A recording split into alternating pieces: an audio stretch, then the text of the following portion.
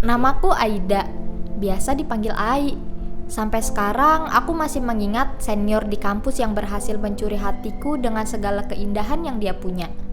Meski pada akhirnya keadaan tidak berpihak pada kami. Namanya Ahmad, biasa dipanggil Mamat.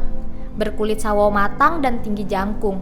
Dia gak ganteng sih, tapi mukanya manis dan gak bosen tiap melihatnya.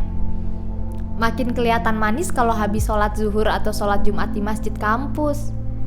Diam-diam, aku suka curi-curi pandang dari luar masjid.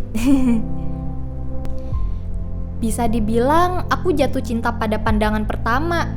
Aku masih ingat ketika aku kebingungan mencari ruang dosen jurusan hukum. Lalu tanpa sengaja bertemu dia di lorong kampus. Karena pakaiannya sangat rapi dan formal, kupikir dia staf administrasi atau asdos kampus. Tanpa basa-basi kutanya, "Misi Pak, ruang dosen jurusan hukum di mana ya?" Mukanya Kak Mamat waktu itu kayak bingung, bikin gue ikut bingung. Ada jeda canggung di antara kita waktu itu, kemudian mencair ketika Kak Mamat tertawa. Kamu pikir saya ini dosen ya? Saya juga mahasiswa tahu. Duh, malu banget. Rasanya pengen lompat ke jurang sekarang juga kalau bisa. Walaupun jadinya agak canggung, Kak Mamat tetap berbaik hati mengantarkanku sampai ruang dosen. Sejak itu, kami jadi sering bertukar sapa. Malah kadang-kadang, Kak Mamat sering ngajakin aku makan siang bareng di kantin. Tidak hanya itu, kami jadi sering chatan, kadang-kadang teleponan tiap aku lagi libur. Singkat cerita, aku jadi menyukainya. Aku semakin suka padanya ketika aku lagi PMS dan moodku sangat kacau. Sampai aku menangis sendirian di kamar. Ketika itu, tumben banget Kak Mamat menelpon tanpa bertanya dulu apakah aku sedang ada waktu atau tidak. Mendengar suaraku yang parau akibat menangis, Kak Mamat seperti agak kebingungan. Lalu, secara random dia memainkan lagu dengan piano kesayangannya di rumah. Iya, dia jago banget main piano, tapi gak ada yang tahu bakat Kak Mamat. Karena sebenarnya dia masuk jurusan hukum adalah permintaan ayahnya. Meski dia harus mengorbankan talentanya dalam dunia musik, Kak Mamat pun merasa dia ke kampus ya hanya untuk belajar, bukan untuk menunjukkan hobinya. Kamu satu-satunya yang tahu aku bisa main piano.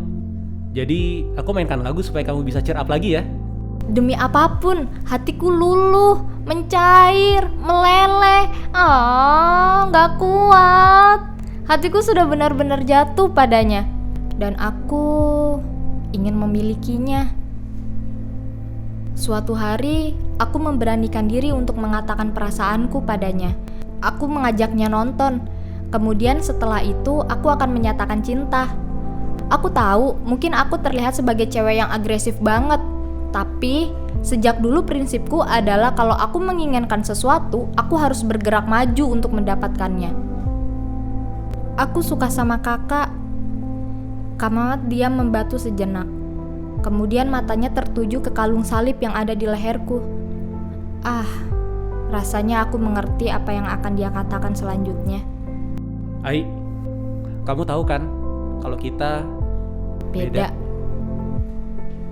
Aku mencoba untuk tetap tersenyum.